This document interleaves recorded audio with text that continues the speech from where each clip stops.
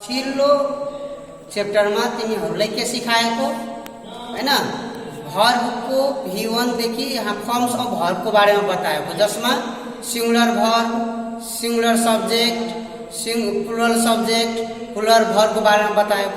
अब हामीले के सिक्ने हैन युज अफ है हामीले V1 को देखि लिएर V5 सम्म युज अफ भर्बको हामीले युज गर्ने। बुझ्यौ तिमीहरू? हामीले के सिकाइदिएको तिमीहरूलाई? फर्म्स अफ भर्ब को हामीले प्रोनाउन र सब्जेक्ट को साथमा कसरी युज गर्ने। अब V1 देखि V5 को युज कसरी गर्ने त हामी यहाँ हेरौँ है। Verb firms of verb V1, V2, V3, V4, V5 त्यो बताइदिएछु जसमा यसमा V1 मा यसलाई हामीले मेन भर्ब भन्छौँ, मेन भर्ब हैन या कि और हामीले यसलाई रूट भर्ब भन्छ है, रूट भर्ब भन्छौँ। अर्को जसमा भवेलमा ईडी हुन्छ या भवेल चेन्ज हुन्छ। थर्ड में हामीले ईडी र ईएन हेरेको भवेल चेन्जमा। अर्को हामीले भर्बमा आईएनजी र V5 मा V1 मा यस र ईएस लगाउने। अब हामीले सिक्ने युज कसरी गर्ने त्यसलाई। V1 को युज कहाँ हुन्छ, V2 को युज कहाँ गर्ने, V3 को युज कहाँ गर्ने, V4 को युज कहाँ गर्ने र V5 को युज गर्ने हैन। ल अब तिमीहरू सिक है। ल कपीहरू तिमीहरूले पल्टाएर राख्ने हेर्नु। अब हामी अब V1 को युज कहाँ हुन्छ है। V1 को यूज हेर्ने तो V1 is the first form of the main verb in which there is neither suffix and nor prefix is joined।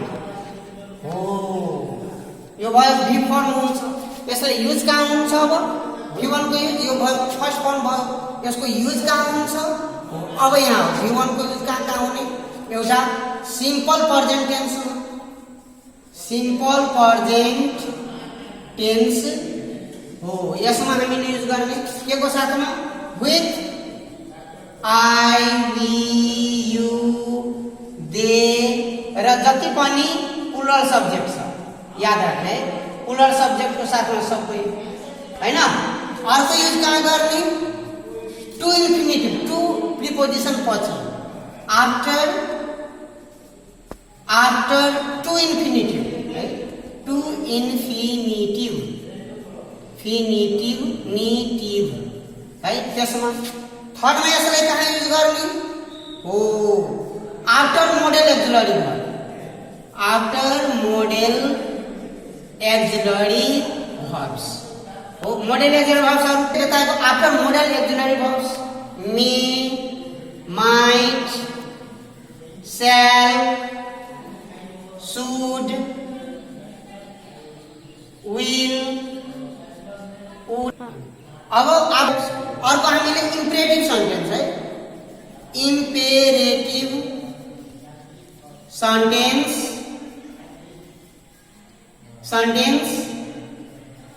Starts हुन्छ है हामीले। अर्को हामीले यसमा इम्पेरेटिभ सेन्टेन्समा के हुन्छ? यु छुपेको हुन्छ जसलाई हामीले हाइडिङ सब्जेक्ट भन्छौँ। जसरी डु दिस वर्क योरसेल्फ यहाँ जुन हुन्छ यु यहाँ आएको हुन्छ, छुपेको हुन्छ। त्यसैले हामीले हैन यहाँ छुपेको हुन्छ, त्यसैले हामीले इम्पेरेटिभ सेन्टेन्समा। अब त बुझ्यौ? अब हामीले V2 को युजमा रोक्ने ल। अब हामीले के V1 को भयो, अब V2 को बुझ्ने। V1 को कहाँ युज गर्ने ल। अब तिमीहरूले V2 को युज गर्ने है। V2 को युज कहाँ हुन्छ त V2 is the second form of V1 in which there is either ed suffix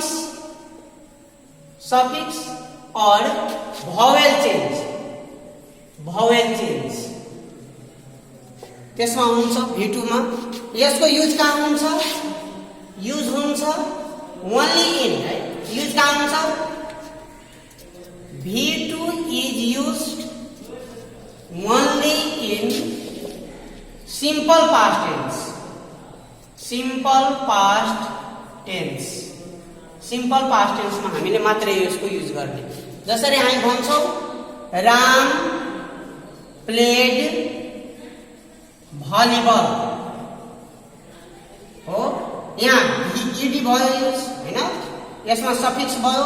अर्को C went Pokhara,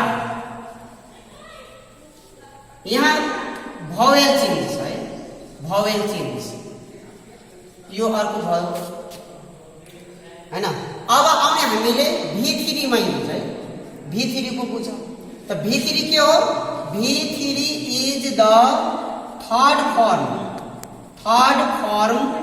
of V1 in which there is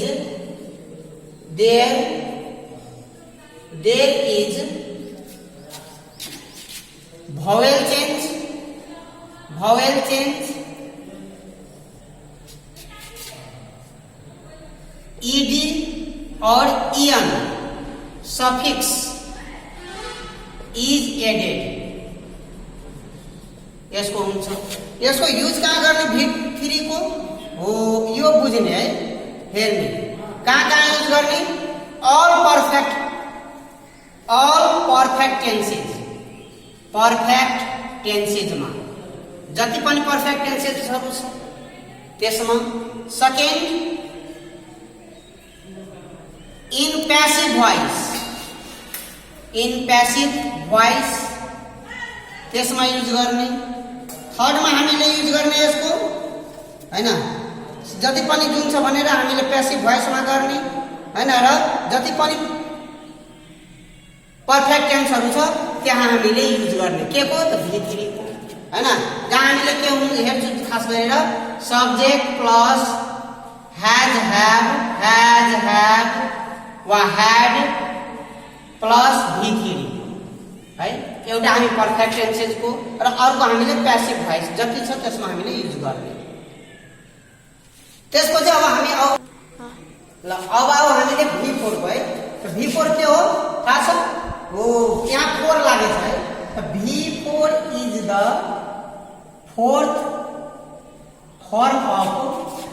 form of V1 in which there is ing है, V1 मा ing suffix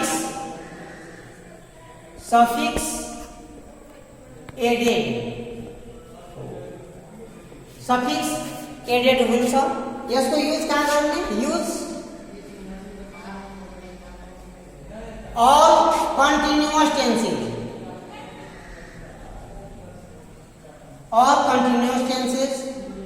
अर्को case कहाँ गर्ने, यदि दुईटा main verb if two main verbs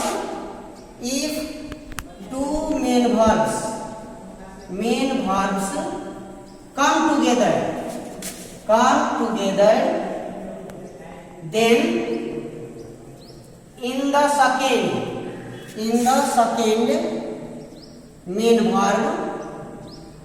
verb generally we use V4 हामीले यहाँ use गर्छौं। जसरी एक्जाम्पल हामीले लिने he stops smoking cigar, यहाँ दुईटा मेन भर्ब है, मेन भर्ब 1 मेन भर्ब 2 मा हामीले हैन M2 मा हामीले मेन भर्ब को दोस्रोमा हामीले ing हामी लगाउँछौं। अब आउ V5 को हैन, V5 मा हामीले हैन टेन्स हामीले पढेको आउँछ भनेर टेन्स मा हामीले अब सिक्ने कहाँ हामीले V5 युज गर्ने हो, त V5 is the fifth form of V1 in which yes or es suffix is added। Suffix is added fifth फर्ममा हुन्छ। यसको युज कहाँ गर्ने? युज हामी गर्छौँ युजमा हेर्ने। अब युजमा अब हामीले हेर्ने हो कहाँ गर्ने? V5 is used in simple present tense. Simple present tense with all singular subjects. All singular subjects. जति पनि